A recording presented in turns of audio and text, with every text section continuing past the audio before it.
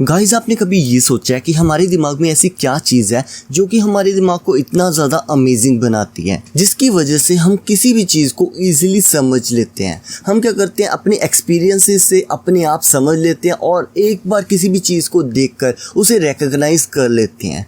ये होता है with the help of neuron. हमारे दिमाग में ना मिलियंस ऑफ न्यूरॉन प्रेजेंट होते हैं, जिसकी वजह से हम क्या करते हैं, अपनी जो सी इंफॉर्मेशन है उसे स्टोर करते हैं और प्रोसेस करते हैं। इसकी वजह से ही हम किसी भी चीज़ को रिमेंबर कर पाते हैं और हम क्या कर पाते हैं, अपने एक्सपीरियंसेस से सीख पाते हैं। मैं ना आपको पहले ना थोड़ी सी इंट्रोडक्शन दे देता हूँ कि जो सा न्यूरॉन है ये कैसे वर्क करता है। एक्चुअली पता क्या होता है, जो सा न्यूरॉन है, जो आपको यहाँ पर जो सा बाल टाइप लग रहे होंगे या फिर स्टेम टाइप दिख रहे होंगे, ये ना इसके इनपुट हैं। ठीक है, मतलब कि न्यूरॉन में इनपुट करने का पार्ट यहाँ से होता है। यहाँ से क्या होता है, जो सा न्यूरॉन है वो इंफॉर्मेशन को कलेक्ट करता है। यहाँ से इनपुट आने के बाद जो न्यूरॉन होता है वो क्या करता है, इन इंफॉर्मेशन को कंप्यूट करता है। कंप्यूट करने के बाद वो ना कुछ चीज़ें ना समझ लेता है अकॉर्डिंग टू जो भी आपने इनपुट यहाँ पर डाली जाए। उसके बाद क्या होता है, जो भी उसने सीखा है वो क्या करता है, इस जो आपको ये वाली लाइन दिख रही है या फिर जो सी टेल दिख रही है, इसके हेल्प से ये क्या करता है, अपना जो सी भी इंफॉर्मेशन है उसे ट्रांसफ़र कर देता है। और जो आपको ये वाले लास्ट पार्ट दिख रहे हैं ना,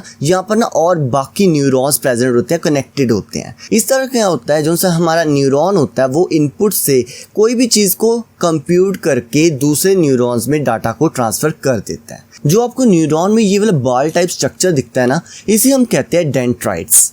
और जो आपको जो हमारा डाटा को ट्रांसफ़र करता है उसे हम कहते हैं एक्सॉन। इस तरह क्या होता है, एक न्यूरॉन से दूसरे न्यूरॉन में डाटा ट्रांसफ़र होता है। हमारे दिमाग में एक न्यूरॉन नहीं, एक टाइम पर बहुत सारे मिलियंस ऑफ न्यूरॉन्स काम कर रहे होते हैं। इसी तरह हम क्या करते हैं, किसी भी इंफॉर्मेशन को प्रोसेस कर पाते हैं हमारी ब्रेन की हेल्प से। ठीक है, यही हमारा रिस्पॉन्सिबल है किसी भी चीज़ को याद करने में या फिर अपने एक्सपीरियंसेस से सीख कर किसी भी चीज़ को और ज़्यादा बेहतर करते हैं।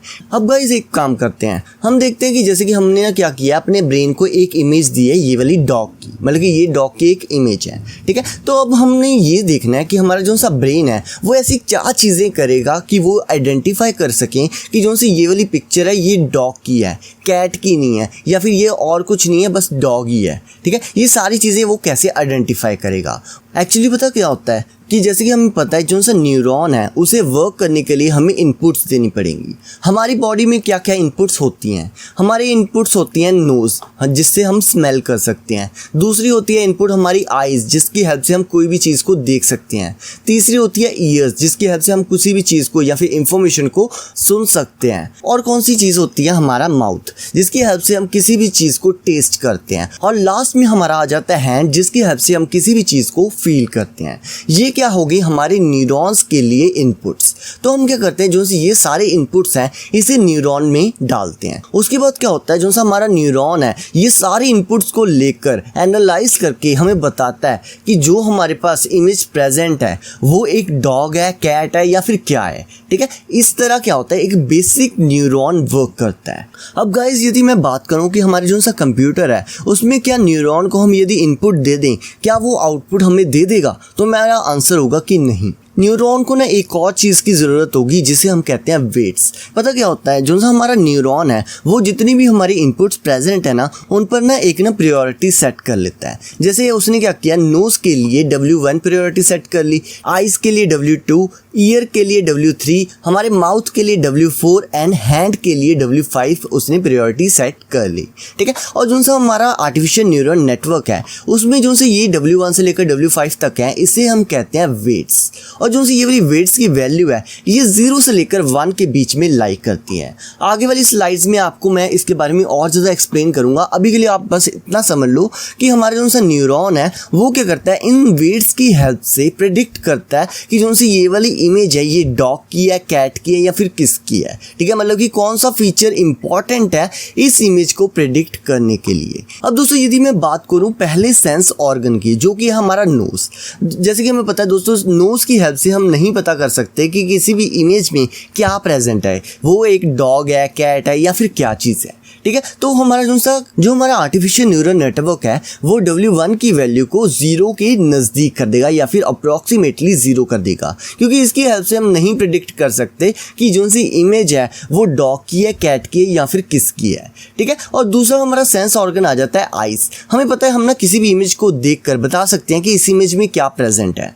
तो हमारा जो सा आर्टिफिशियल न्यूरल नेटवर्क है वो W2 की वैल्यू को 1 की अप्रॉक्सीमेटली कर देगा, ठीक है। यदि मैं ईयर की बात करूं तो हमें पता है ईयर की हेल्प से तो हम पता कर ही नहीं सकते कि यार ये वाली जो सी इमेज है इसमें क्या प्रेजेंट है, ठीक है। सेम केस हमारा जो सा माउथ है, हम टेस्ट करके भी नहीं बता सकते और ना ही टच करके बता सकते हैं। यदि एक्चुअली डॉग प्रेजेंट हो तो शायद हम बता सकें कि टच करके कि ये डॉग है या फिर कैट है, बट यदि हमारे पास कोई इमेज प्रेजेंट है तो हम टच करके भी नहीं बता सकते कि इस इमेज में डॉग प्रेजेंट है, कैट प्रेजेंट है या फिर कोई और चीज़ प्रेजेंट है, ठीक है दोस्तों। मुझे उम्मीद है आपको इतना समझ लग गया होगा। दोस्तों अभी तक हमने बात कर ली कि जो सा बेसिक न्यूरॉन है वो कैसे वर्क करता है। अब मैं आपको बताता हूँ कि जो सा मल्टीपल न्यूरॉन्स मिलकर कैसे वर्क करते हैं और कैसे प्रिडिक्शन करते हैं।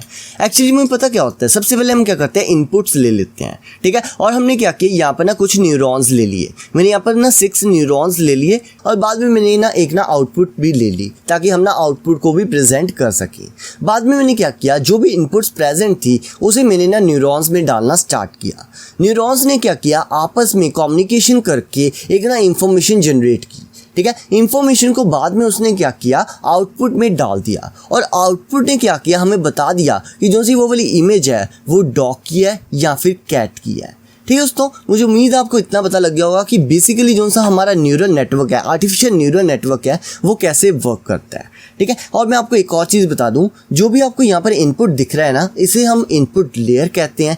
जो आपको यहाँ पर जो से न्यूरॉन्स वाली लेयर्स दिख रही हैं इसे हम कहते हैं हिडन लेयर। और जो सा ये वाला आपको आउटपुट वाला न्यूरॉन दिख रहा है इसे हम कहते हैं आउटपुट लेयर। और दोस्तों आपके ना नॉलेज के लिए मैं आपको एक और चीज़ बता दूं कि यदि आपको ना कोई भी पूछे कि इस डायग्राम में कितनी लेयर्स प्रेजेंट है तो आपका आंसर होगा 4। ये कैसे, वो मैं आपको अब बताता हूँ। एक्चुअली पता क्या होता है कि जो सा हमारा आर्टिफिशियल न्यूरल नेटवर्क है उसमें जो सा इनपुट लेयर है उसे हम ना एज अ लेयर कंसीडर नहीं करते। इसीलिए जब भी कोई आपसे पूछे कि इस स्ट्रक्चर में या फिर इस न्यूरल नेटवर्क में कितनी लेयर्स हैं तो आपने क्या करना है, जो भी हिडन लेयर्स प्रेजेंट हैं उनको काउंट कर लेना है और जो आउटपुट लेयर है उसे काउंट कर लेना है, ठीक है। इन सभी चीज़ों को आप प्लस करोगे तो आपके पास टोटल नंबर ऑफ लेयर्स आ जाएंगी। दोस्तों अब बात करते हैं कि एक्चुअल में जो सा न्यूरॉन है वो वर्क कैसे करता है, इसकी बिहाइंड द सीन कौन सी मैथमेटिक्स वर्क करती हैं उसके बारे में बात करते हैं।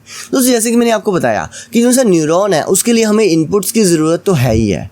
तो हमने क्या किया, जो भी ये वाली इनपुट्स थी ना इनको ना एक ना न्यूरॉन में पास कर दिया और न्यूरॉन ने क्या किया, एक आउटपुट जनरेट किया है, ठीक है। अब जो सा न्यूरॉन है ये सारी चीज़ें करेगा कैसे उसके बारे में बात करते हैं। जो सा न्यूरॉन है ना इसमें ना एक ना फॉर्मूला होता है न्यूरॉन का, वो पता क्या होता है, समेशन ऑफ XI WI, ठीक है। इसमें क्या होता है कि हम क्या करते हैं, जो भी हमारे पास इनपुट प्रेजेंट है और जो सा वेट है उसका वेट प्रेजेंट है उन दोनों को मल्टीप्लाई कर देते हैं, ठीक है। मल्टीप्लाई करने के बाद हम क्या करते हैं प्लस, उसके बाद लिखते हैं हम इनपुट इंटू W2, उसके बाद प्लस, उसके बाद फिर आ जाता है हमारा इनपुट इंटू W3। हम सिंपली क्या कर रहे हैं, इनपुट को मल्टीप्लाई कर रहे हैं वेट के साथ और जो भी हमारा आंसर आएगा इन तीनों का, उन सभी का हम सम कर देते हैं।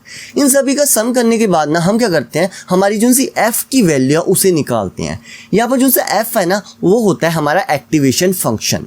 एक्टिवेशन फंक्शन के बारे में हम ना बाद में बात करेंगे। अभी के लिए मैं आपको बस इतना बता दूं कि एक्टिवेशन फंक्शन ना जो भी हमारी आउटपुट आएगी, मतलब कि जैसे यदि हम डॉग एंड कैट में क्लासिफिकेशन कर रहे हैं, जो ये क्लासिफिकेशन करेगा वो कौन करेगा, एक्टिवेशन फंक्शन। वो किसके बिहाफ पर करेगा, इस फॉर्मूले के बिहाफ पर। मतलब कि जो भी आंसर इसका आएगा उसे हम एक्टिवेशन फंक्शन में पास करेंगे और उसके बाद जो भी आंसर आएगा वो आउटपुट लेयर में चला जाएगा और बाद में क्या होगा, हमारा जो सा रिजल्ट है हमारे सामने आ जाएगा।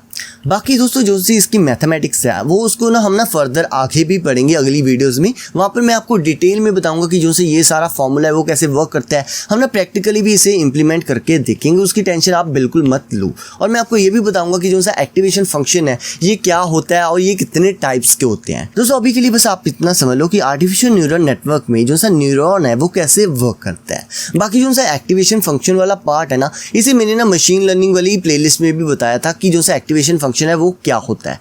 यदि आप इसके बारे में जानना चाहते हो तो आप लेफ्ट वाली इस वीडियो सीरीज को फॉलो कर सकते हो और यदि आप डीप लर्निंग के बारे में आगे पढ़ना चाहते हो आप राइट साइड वाली वीडियो को चेकआउट कर सकते हो।